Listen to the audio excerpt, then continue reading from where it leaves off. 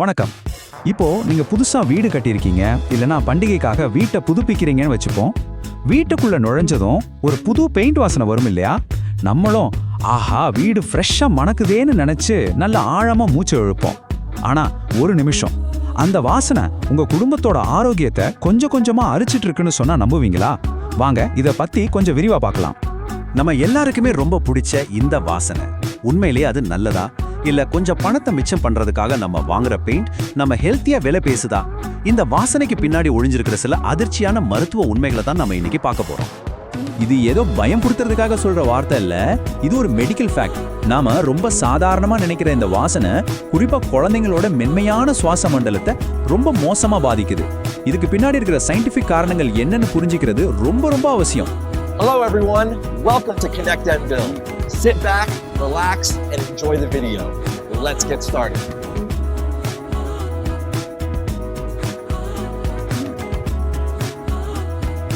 Like, share, and subscribe to Connect and Build. I have already done. Did you guys subscribe?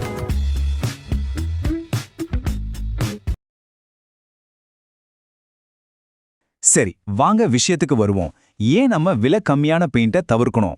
பார்க்கறதுக்கு ஏதோ கொஞ்சம் காசு மிச்சமாகற மாதிரி தான் தெரியும். ஆனா லாங் ரன்ல அது நம்ம ஹாஸ்பிட்டல் செலவை பல மடங்கு அதிகமாக்கிடும். அது எப்படின்னு தான் இப்ப பார்க்க போறோம். ஆமாங்க, நீங்க கேக்குறது சரிதான். தரம் கம்மியான பெயிண்ட்டை வாங்குறதால கொஞ்ச நாள்லயே வீட்ல இருக்கிறவங்களுக்கு விடாத வறட்டு இருமல் வரலாம், குழந்தைகளுக்கு ஆஸ்துமா மாதிரி மூச்சு திணறல் ஏற்படலாம்.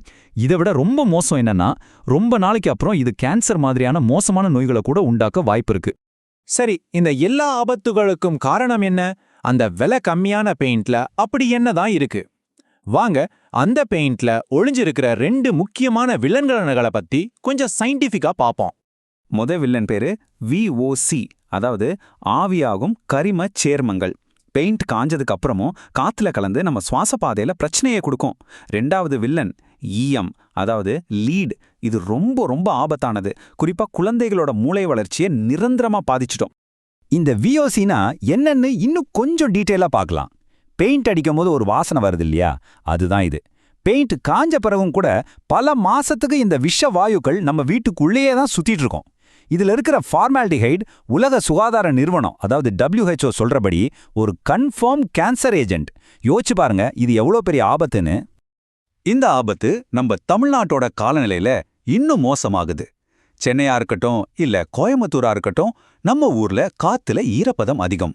இந்த ஈரப்பதம் மலிவான பெயிண்ட் அடிச்ச சுவத்துல ஒரு புது ரொம்ப ஆபத்தான பிரச்சனையை உருவாக்குது. அதுதான் இந்த கருப்பு பூஞ்சை அல்லது பிளாக் மோல்டு. பாருங்க, மலிவான பெயிண்ட்ல பூஞ்சையை எதிர்க்கிற சக்தி இருக்காது.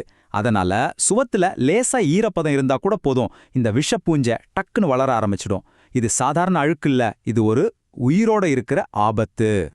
இந்த கருப்பு பூஞ்சை மைக்கோடாக்சின்ஸ்னு ஒரு விஷ காத்த வெளியிடும். இத சுவாசிச்சா விடாத நெஞ்சக சளி, ஆஸ்துமா அட்டாக், ஏன் வயசானவங்களுக்கு மோசமான நுரையீரல் தொற்று கூட வரலாம். அப்போ யோசிச்சு பாருங்க, நீங்க மிச்சம் பிடிச்ச அந்த கொஞ்ச காசு உங்க குழந்தையோட ஆஸ்பத்திரி செலவுக்கு பத்தாது. நம்மள நிறைய பேரு தெரிஞ்சோ தெரியாமலோ ஒரு பெரிய தப்பு பண்றோம். வெளியே பூசுற பெயிண்ட்டை வீட்டுக்குள்ள அடிக்கிறது. எக்ஸ்டீரியர் பெயிண்ட்ல வெயில் மழையை தாங்கிறதுக்காக நிறைய கெமிக்கல் சேர்ப்பாங்க. அதாவது அதுல VOC ரொம்ப அதிகமா இருக்கும். இதை நீங்க வீட்டுக்குள்ள அடிக்கும்போது அந்த விஷ காத்து வெளியே போக வழியே இல்லாம வீட்டுக்குள்ளே சுத்திட்டே இருக்கும். சரி, இவ்ளோ பிரச்சனை இருக்கு, இதுக்கு என்னதான் தீர்வு? எப்படி ஒரு சேஃபான பெயிண்ட்டை வாங்குறது? கவலையே படாதீங்க. ஒரு பெயிண்ட் டப்பாவை வாங்குறதுக்கு முன்னாடி நீங்க செக் பண்ண வேண்டிய ஒரு 3 விஷயத்தை இப்ப சொல்றேன். பெயிண்ட் டப்பாவை எடுத்து அதுல இந்த 3 வார்த்தை இருக்கான்னு மட்டும் பாருங்க. 1 லோ VOC இல்லனா 0 VOC. 2 லீட் ஃப்ரீ, அதாவது ஈயம் இல்லாதது. 3 நம்ம தமிழ்நாட்டுக்கு ரொம்ப ரொம்ப முக்கியம், ஆன்டி ஃபங்கல், அதாவது பூஞ்சை எதிர்ப்பு தன்மை. இந்த 3 இருந்தா நீங்க தைரியமா அந்த பெயிண்ட்டை வாங்கலாம். இதோ உங்களுக்கு ஒரு போனஸ் டிப்.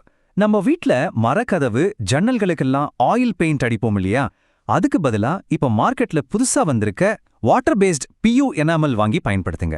இதுல அந்த கெட்ட வாசனையும் ரொம்ப கம்மி, VOC அளவும் ரொம்ப ரொம்ப கம்மி. உங்க குழந்தைங்களுக்கு இது ரொம்பவே சேஃபானது. நீங்க எவ்வளவுதான் காஸ்ட்லியான நல்ல பெயிண்ட்டை வாங்கினாலும் பெயிண்ட் அடிக்கிறப்போ சில பாதுகாப்பு விஷயங்களை கண்டிப்பா ஃபாலோ பண்ணியே ஆகணும். உங்க குடும்பத்தோட பாதுகாப்பை உறுதி பண்ற கடைசி ஆனா ரொம்ப முக்கியமான ஸ்டெப் இதுதான். இந்த நம்பரை நல்லா ஞாபகம் வச்சுக்கோங்க.